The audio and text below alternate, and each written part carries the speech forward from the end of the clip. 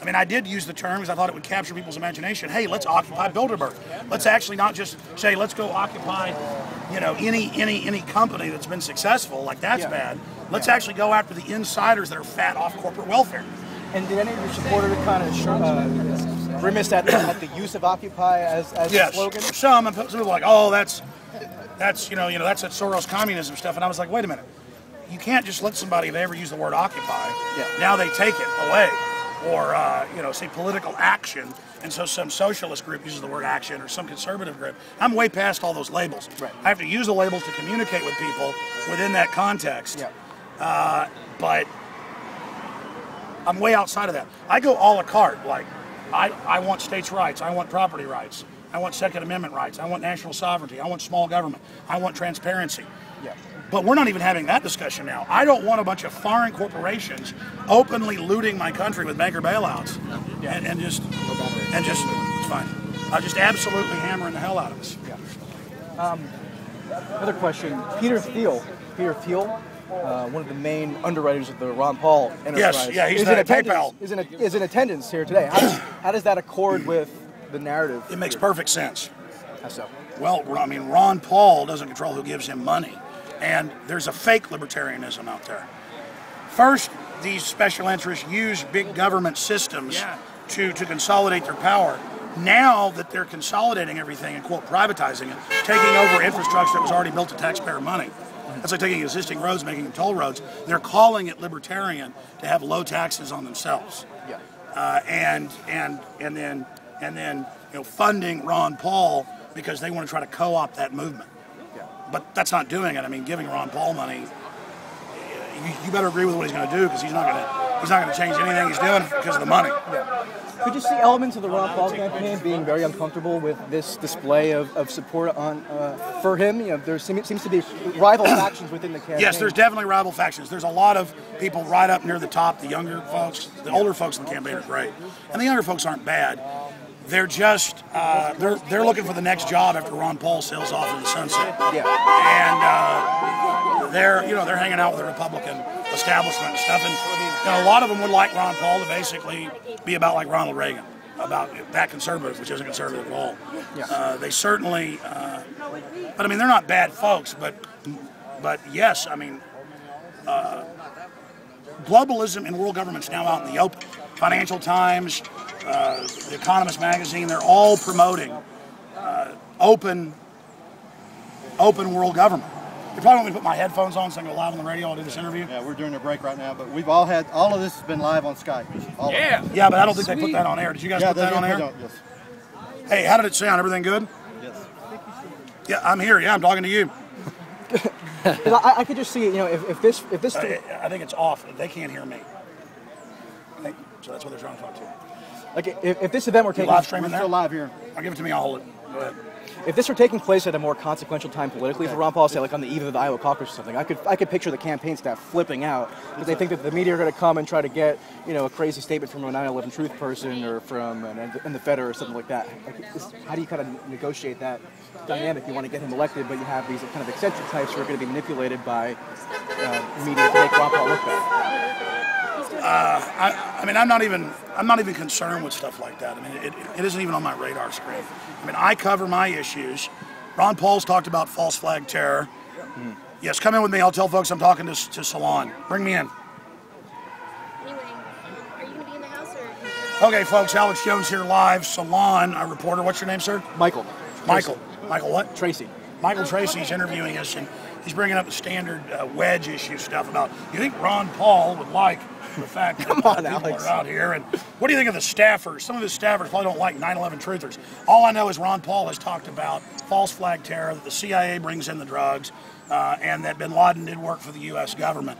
And I just can't wait till down the road when Ron Paul puts some books out in the future, because you know, the guy I like's Ron Paul. Just because they've got some staff members that are 25 years old and want to go work, you know, for some old, Republican establishment person, so they've tried to keep Ron Paul away from his real constituents. I'm not even worried about that. That's not even on my radar screen. When Ron Paul's on my radio show, I don't even bring up 9/11 issues with him, because I'm talking about the private Federal Reserve. I'm talking about all the new wars. I'm talking about, you know, all the other serious things that are happening and going on. The fact that I don't buy the official story of 9/11 that is like nails on a chalkboard to the establishment. What's your comment on the campaign staff announcing that they're gonna stop? What's my comment on the campaign staff announcing that they're going to say it in the microphone? That the campaign staff announced that they're not going to direct suspending, trying to spend money. Yeah, and that disillusioned a lot of grassroots folks, like Adam Kokesh, for example, went on a tirade about it on the internet, saying that basically proclaiming that he'd been betrayed, that these establishment types within the Ron Paul kind of apparatus taken over the message and supplanted the real grassroots momentum. Yeah, I think this is all just attempts to tarnish the Ron Paul movement and legacy that threatens the Bilderberg group so much inside. The Bilderberg group is talking about how they want Ron Paul dead inside from multiple sources. I mean, they're running around in expletive-laden tirades against him. I don't think they found and us. What was your question?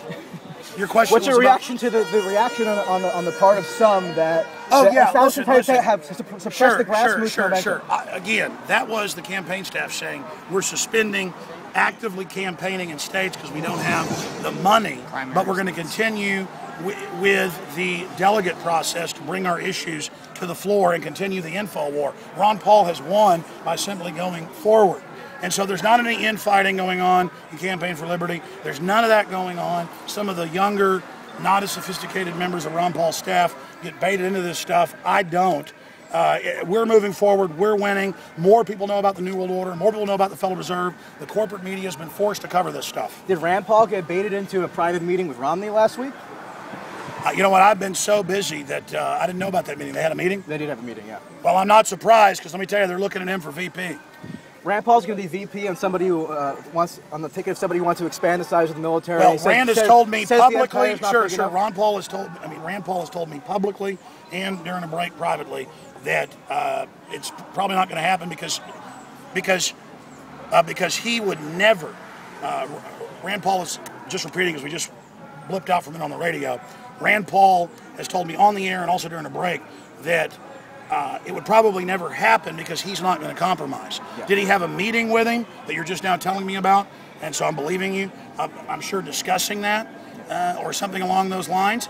I wouldn't be against Rand Paul being in there if he could say whatever he wanted and do whatever he wanted and talk about the New World Order. Though? But no, that's why Rand Paul says that it's probably not going to happen because he's not going to compromise. And neither will it be Ron Paul being offered a VP. Look, Romney, we've seen one Romney sticker in Dallas. Guys, are we on air still? Yes, we are. Okay, because I hear dude talking. And I'll tell you what, you guys just do the show then, all right? That's fine. I mean, there you go. Anyways. No, I don't care. It's just that it's always like I'm talking and then they're talking over me. Come on, like 3 minutes on air yesterday, no one's telling me I'm just talking over them. It's like, yeah, I don't know, dude. Just starts talking. I can hear you. Yeah, I mean, it's not a big deal. It's all wild. It's fun. We got record listeners. People are waking up. It's exciting. It's real. Go on, you threw no me teleprompter around here. You threw me under the bus first thing you said on air, as if I've been asking you dummy questions. I'm asking you. These questions are all about. Well, no. Now that's a reasonable question. Your question about Rand Paul is on target. If he ends up going on the VP ticket and doesn't burst out of the gates against the Federal Reserve, the New World Order, Agenda 21 and everything, then it's a total betrayal, and I'll be angry at Rand Paul. But what Rand Paul has told me on air and off air is, of course, if I'm considered for it, I'll talk to him, but I'm not going to compromise, so it's not going to happen. So if they had a meeting, which I didn't even know about, I'm sure he's like, well, I'm not going to compromise, but if you want me to be a VP, I might do it. I think it's wrong. I think Rand should run in 4 years and end up winning. I think Rand will destroy himself if he does that, and I'm sure his dad's telling him that as well. Because he's been going to these right-wing conferences, throwing red meat at the audiences about, social issues that he hasn't really been talking about that much in months and years past. And now he's kind of adopting the lexicon of the right-wing movement in some ways, you might argue to placate them, rhetorically anyway. Well, Romney is so bad writing Obamacare, being anti-gun, pro-abortion in the past, carbon taxer, that yes, I wouldn't be surprised if they don't try to put Rand Paul on. In fact, that's scuttlebutt is he's pretty much been offered it. But you'll probably never hear about it if he refuses it. Yeah. And I would advise Rand Paul to refuse it. You used to have Ron Paul on your show fairly regularly, but I think the last appearance was maybe December or so? Yeah, they've just been so busy. They told me he'd come on after the campaign, and I haven't even been trying in a few months. No. You know, does it have anything to do with maybe some of this campaign staffers saying, don't put him on Alex Jones, it's going to make him look bad or look silly or something?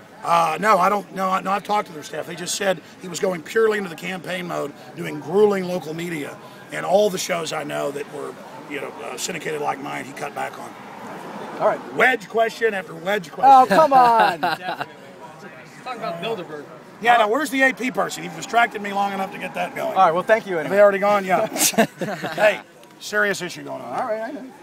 It's like Ron Paul could be discredited by covering the black limousines and Marines running around guarding people. I tried. Hey, Tucker Carlson gave you a job. Anyways.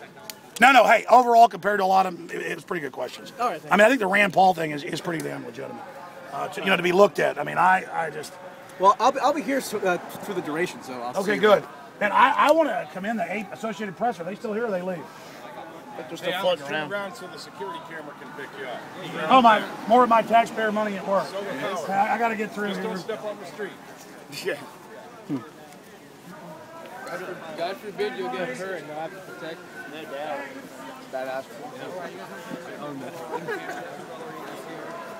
Bilderberg 2012. We made it. Me and Jason Burns made a joke earlier today. Oh, yeah. Real thing. They would be awesome.